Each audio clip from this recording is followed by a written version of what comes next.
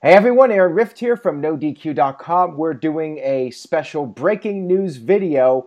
This is unusual for a Sunday. I do not recall the last time we have had people released from WWE on a Sunday. Usually it's during the week, sometimes on a Friday, which is why they call it Black Friday. I guess this is Black Sunday. So Virtue, we have 3 releases to talk about today, maybe more. I have my phone ready in case I get any kind of alerts about people being released. And my phone was blowing up earlier this morning. People were like, Emma's released. You got to talk about it. So here we are. We have the 3 releases, Emma, Darren Young, and Summer Rae. So let's talk about Emma first, since she was the first release.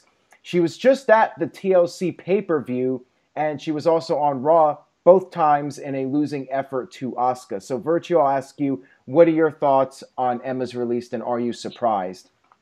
No. I mean, in reality, the Emmalina flop, when she turned back to her Emma, I kind of was like, wow, this isn't going to last very long. And, that was a while ago. She kind of disappeared for a while. I know she was battling an injury, but it's weird because she was put against Asuka for Asuka's debut. And most of the people on my circle said it was going to be a squash match, and it wasn't. Asuka had to work to beat Emma. It's almost like they protected Emma and made her look strong, which is very strange, even the next night on Raw, considering that she was released today. Now, I don't know if maybe you can enlighten me here. Was she one of the ones that has been disgruntled, or do we not really know that? We really don't know. Okay.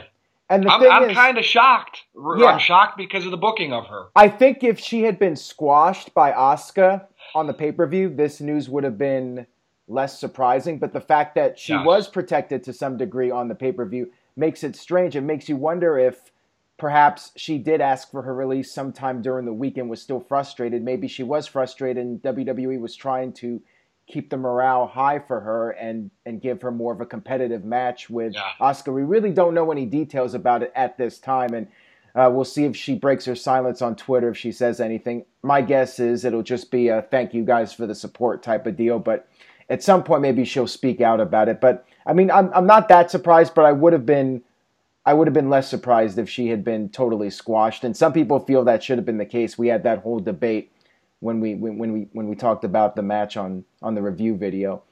So yeah, it was a pretty disappointing run for her. She got injured when she had some momentum back in 2016. Then she did the whole Emmalina thing, which went nowhere. Then she went back to being herself. They changed her music. She also broke up with Zack Ryder fairly recently. So it's kind of a bad time for her. We'll see. Well, let me ask you this, Aaron. Get back on her feet. In my opinion, she's talented. Now, she's not at that sports entertainment level because she couldn't make Emmalina work. Injuries, you can't predict injuries. But I think she's talented enough.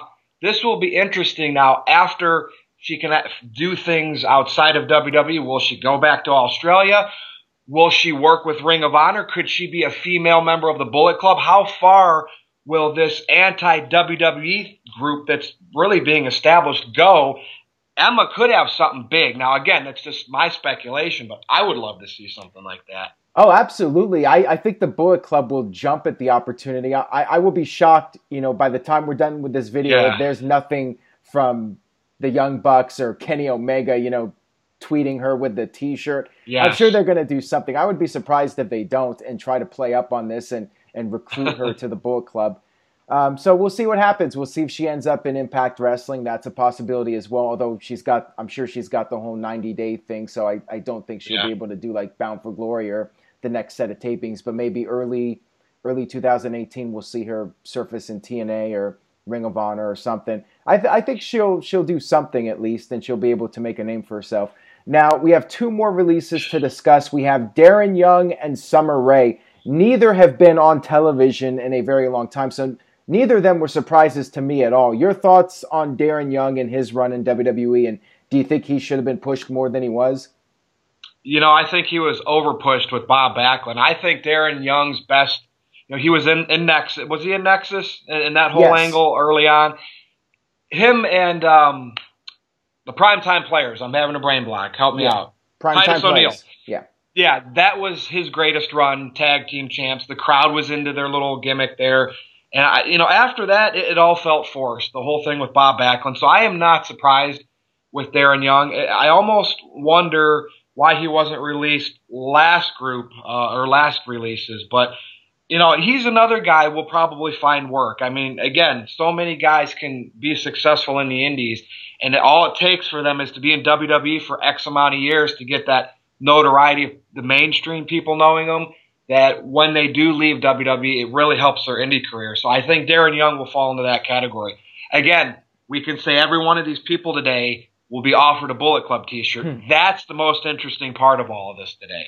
And I'm interested to see what happens with maybe potentially other releases. Yeah. But that's really it on Darren Young. It was the tag team. That to me was his WWE career. Yeah, I agree. That was definitely the highlight, being part of the Primetime Players with Titus O'Neil. He was part of Nexus, but really wasn't one of the bigger stars in the group. He was just there. And yeah, the Bob Backlund thing really, I think, ruined it for him and was the beginning of the end, because he just could not measure up to Backlund in terms of the charisma. It was the Bob Backlund show. Backlund totally overshadowed Darren Young, and the whole thing was ridiculous. I mean, it was designed to fail from the get-go, because the whole concept was make Darren Young great again. But the question is, when was he ever great? And I think he got hurt too, didn't he? Didn't he get hurt with that gimmick? Why? And again, with Emma, the injuries are always untimely. And when you're not at that level of like a CM Punk and those type of people, where you can get away with injuries and come back and still be right there. It really, really, truly is unfortunate, because you really just disappear. And that's what happened. I mean, that's really what happened to Darren Young. But I think the biggest difference is that Darren Young really had no momentum. At least Emma, back in 2016, right after WrestleMania, it felt like she was really going somewhere. Like she had some real momentum, and then that injury pretty much was a huge setback for her. Now, the third release is Summer Rae, and I do not even know the last time she was on television. I think it's been like a year and a half, at least, maybe longer. She was part of Total Divas a few years back, but beyond that, she really hasn't done anything in a very long time. So no surprise there. Your thoughts on her run? Do you think maybe they could have done more with her, or she was just there? She was just there, looks, and that's even at best. But the biggest thing for her career, I think, was her and Fandango. I know she had that little, skit with Rusev. with the Lana situation. But there is nothing memorable from Summer Rae, in my opinion. And I'm not a big Total Divas fan, so I don't even know what she did on that show. So I am literally reverting back to her and Fandango. And that sums it up. I mean, I don't have anything to say. When I think of releases, these are the type of people that make sense. Right. Because I don't know how much she could have done, other than being a supposedly pretty face and pretty body. Again, the Darren Young, there's some little bit of talent there, and Emma. Those to me are a little more shocking, but Summer Rae, it is what it is, Yep, and the thing is, people are going to try and say, this is a sign WWE business is bad and they're misleading people. But the thing is, their business is good. They just had their quarter release with the money, and it's good. The company's doing really well. And is it doing well from a revenue standpoint, though, or do they really share their profits and their bottom line?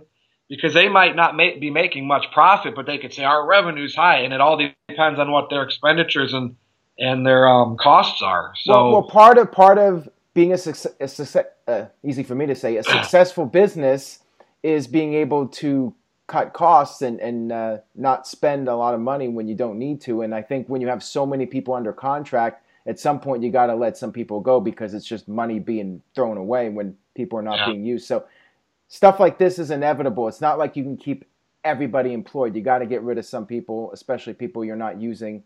And there's only so many spots, and they're bringing in more people. With the Mae Young Classic, you got more female performers coming in, so it's inevitable that stuff like this is going to happen.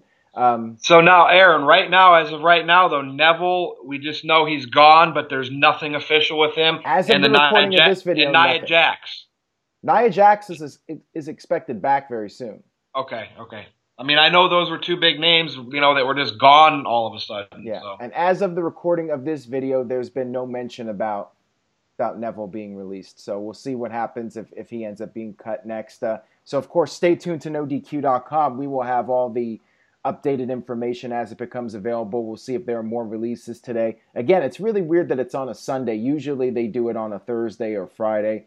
So that was the most surprising thing for me. So we'll go ahead and wrap this video up, this breaking news video. Virtue, your plugs. You can follow me on Twitter at @NoDQ_Virtue, and I'll be putting my thoughts as I keep accumulating them on these releases. I'll be tweeting them. They're always very colorful and interesting, so go check me out.